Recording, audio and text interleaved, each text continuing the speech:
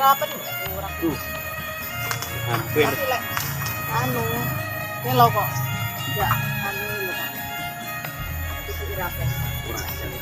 Hampir 1 kilo lebih.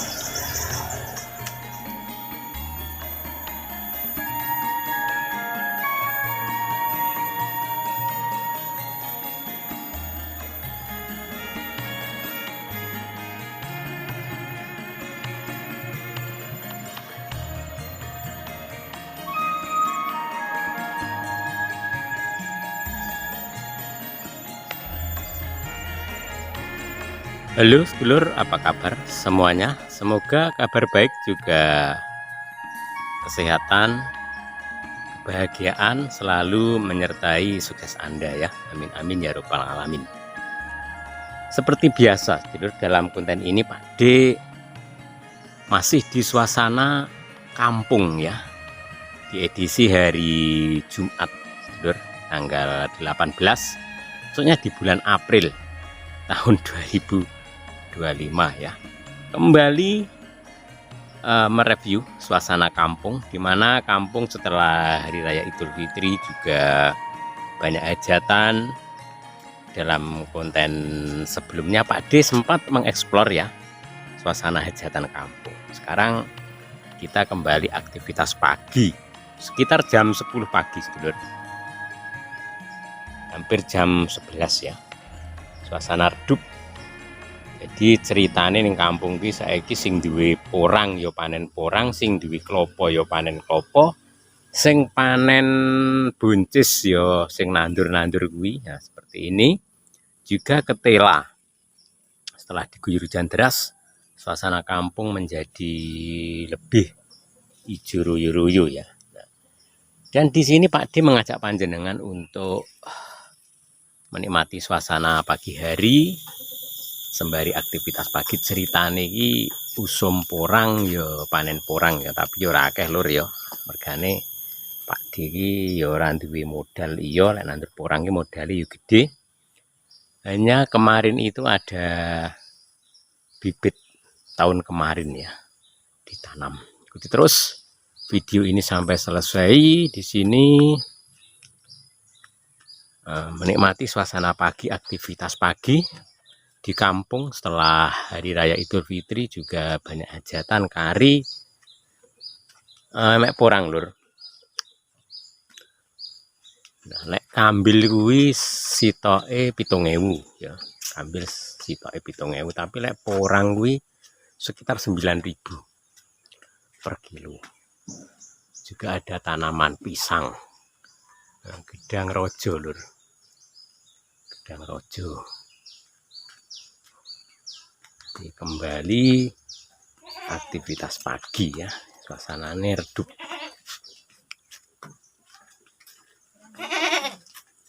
Peneng keboning. Jadi di sekitar kandang ya ada tanaman porang.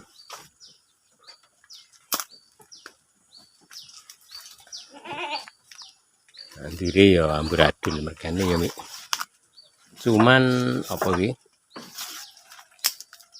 Dincep netok, ndak dibumeni. Rabuke ya cuman alami. Cukup pupuk kandang saja. Ndak dicampur-campur kimia ya. Karena soalnya kemarin itu dicampur pupuk kimia itu londot. Ndak cocok ya.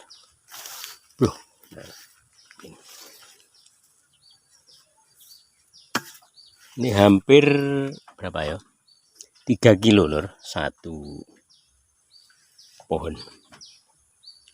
Jadi rata-rata di kampung itu porang itu setengah kilo ya, ada yang 1 kilo, bahkan kalau pohonnya besar seperti ini hanya hampir 3 kilo. Ini paling gede dewi. Soalnya sudah ada yang bosok. Iki sana sing bosok tuwek iki goleki lho dia emak iki.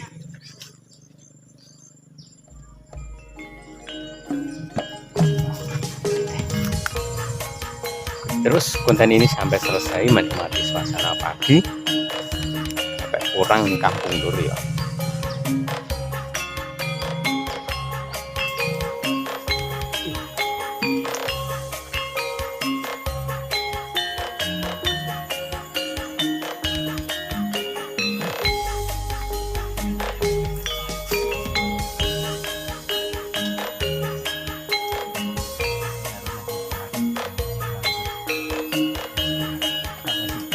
Monggo ingkang pikantuk syukur kula aturi jengkar saking swasana panenggah dipun rantos mbak-mbake. Monggo Bapak.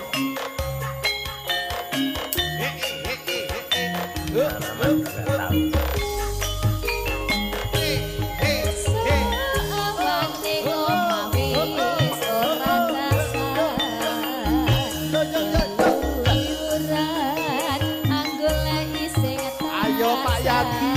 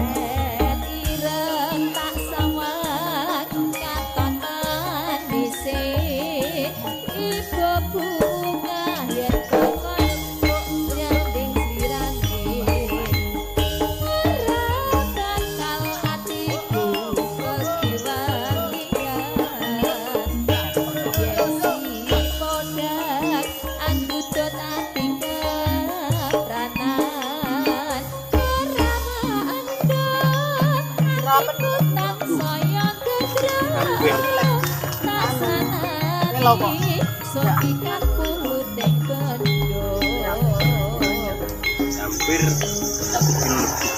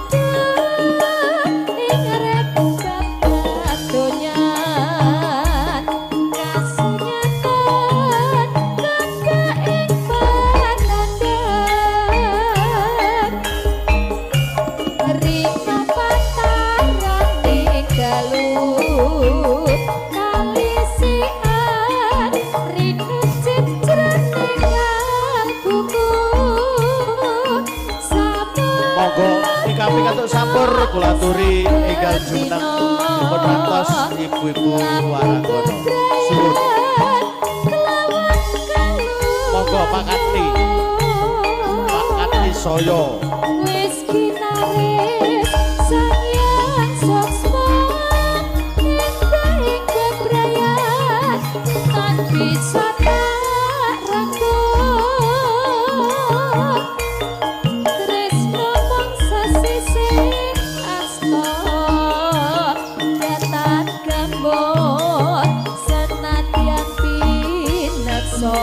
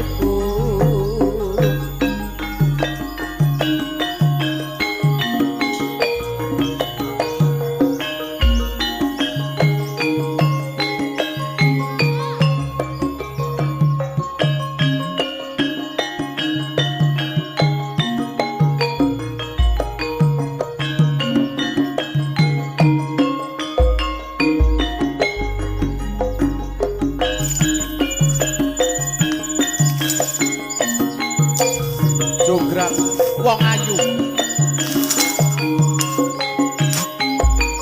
mingis-mingis lambemu wong ayu Mas Kicilik Roro Jonggrang Mas Kicilik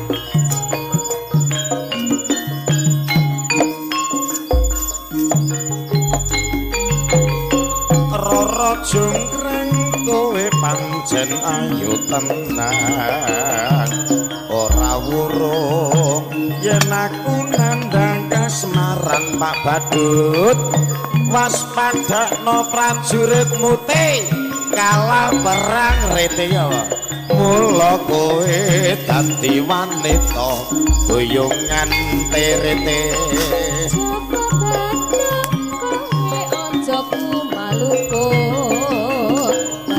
nggone dulure jere Bang. Rene lah.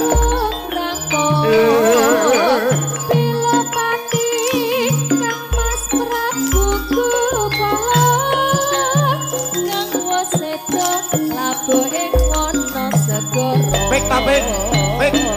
Tobat-tobat kowe wanita keparat. Iya lho, Ra. Ora ngerti yen topik lanange jagat putra ratu peging kamar moyo aku duwe aji dulet iso dawa asih sono toson pundhut garwa senggol motot Aku dadi begono bayi sewu. Bayi sewu. Sawangi kudu dadi. iya jonggrang pamundhutmu tak turuti tobat-tobat kowe wanita keparat ora ngerti yen topik lanange jagat putra ratu kalah pengging tamar moyo aku duwe keris senggol modot dawa asih rara jonggrang manut sun pundhut garwa sayang Sayangku, aku dadi begono anak sewu. Sawangi kudu dadi. iya jonggrang anak sewu tak turuti tobat-tobat neh kowe wanita keparat ora ngerti yen ijlik lanange jagat putra ratu taman penggita marmoyo aku duwe aji senggol modot dawa rara jonggrang manut sun pundhut garwa Joko gendut, aku dadi begono Candi sewu, sawangi kudu dadi. iya jonggrang anak sewu tak turu